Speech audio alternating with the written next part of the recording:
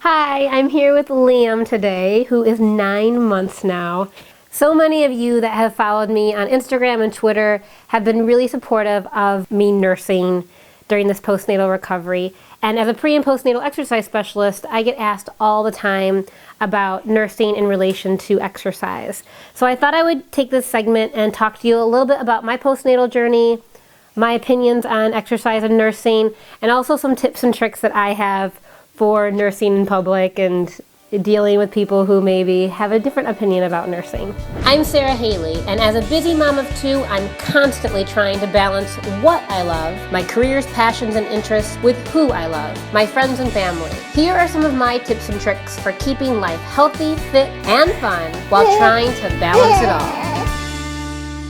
First off, I want to talk about nursing and exercise. I get tweets, emails, texts all the time saying, Sara, help, if I exercise too much, will I lose my milk supply? Or when am I going to get this weight off? And here is the answer that you probably don't want to hear, which is it just is different for everybody. I'll use myself for an example first. The great thing about having a second baby is you kind of know what happened with the first, and more than likely that will be your situation the second time around. And so for me, yes, I lose a lot of the weight in the beginning, I think because of nursing, but mostly what nursing does, it helps your uterus contract and go down. So it will help you kind of lose that baby belly in the beginning, but yes, then it will take a healthy diet and exercise to start to take off the weight. And for me, I know that if I were to take off too much weight, I probably would lose my milk supply because my body fat would go down.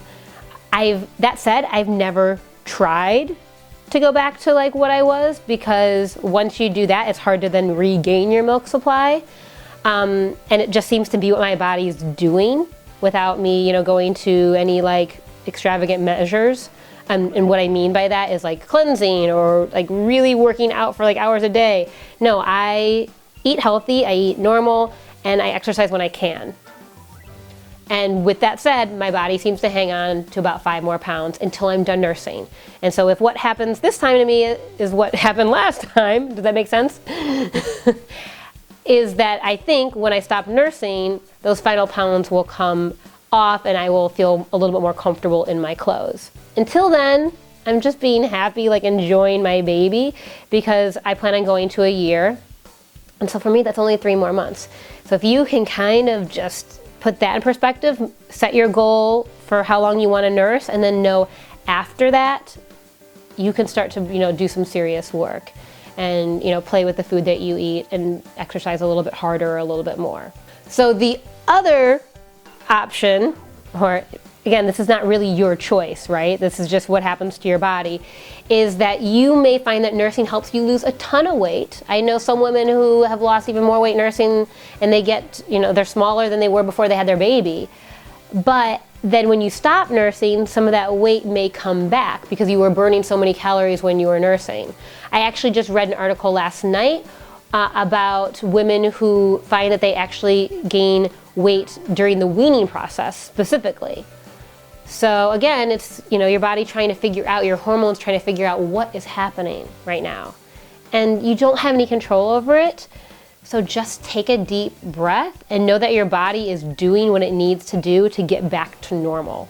Okay? And then once you're done nursing, they've had that last sip, then you can kind of start to search and figure things out. I hope that helps. I know that wasn't a solid black or white answer. So if you have questions, please leave it in the comments below and I'll try to address them further. But that is the best piece of advice I can give you when it comes to nursing and exercise. So this time around with my second child, my process has been a little bit different. With Landon, I never ran out of milk. With Liam, I started to kind of a little bit early on after I've been traveling, and I just hydrated it and that fixed it. I hydrated it and tapped it off with a little bit of beer because that's good for increasing your milk supply too. And again, watch that video and you can learn a little bit more about that. But the other thing I had happen this time around was I had a clogged duct, and I had it happen twice now. The first time I really freaked out. I didn't really know what that pain was, and the advice to fix that is to actually nurse on that breast. And that did end up fixing it for me. I was actually so freaked out about it that I went in and had an ultrasound on my breast. It happened to be Breast Cancer Awareness Month, and obviously it was on my mind a lot. I have some friends dealing with breast cancer. So I went in just for safety. So there's always that option if you are a little bit freaked out. They can't do a mammogram because you're nursing, but I did get an ultrasound on the breast and was thankfully fine. But the best thing for you to do is to keep nursing on it, and more often than not, it should do the trick. And finally, I have a few tips that I can give you for nursing in public. Part of it is just finding the right clothes. And so this is by Milk. I love this because all you have to do, it looks like a totally normal top. It's also really great for hiding the post-mommy tummy. And you just pull it open and then pull it here. And you saw, hopefully earlier, me nursing with Liam. It's really great and comfortable and soft too for the baby. The other thing is I have loads of these just because I like sweaters like this. I do this on the plane. When I fly with him, I always have this because it's cold on the plane, and then you can just kind of loop it over him. And then finally, what are those called? Nursing capes? The one I had was called a Hooter Hider. Oh, Hooter Hider, yeah. And then finally, this is my take on a Hooter Hider. I didn't invest in any this time around. I had one with Landon and I don't even know what happened to it.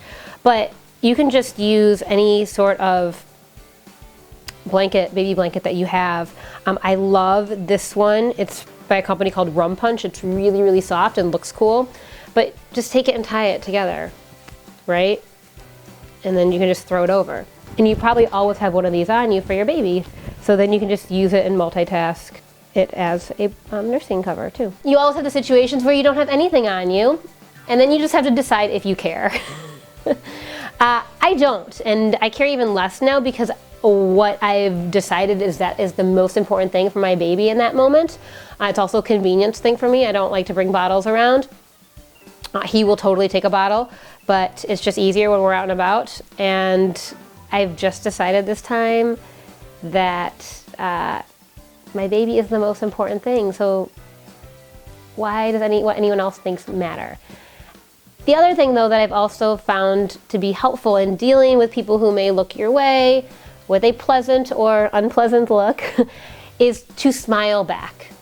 Usually if I smile, then they will either smile back and then turn away, or they'll get really embarrassed that I caught them looking at me and realize that I'm happy with what I'm doing, because that's what my smile should communicate to them, is that I'm happy doing what I'm doing. Back off, no, I'm just kidding.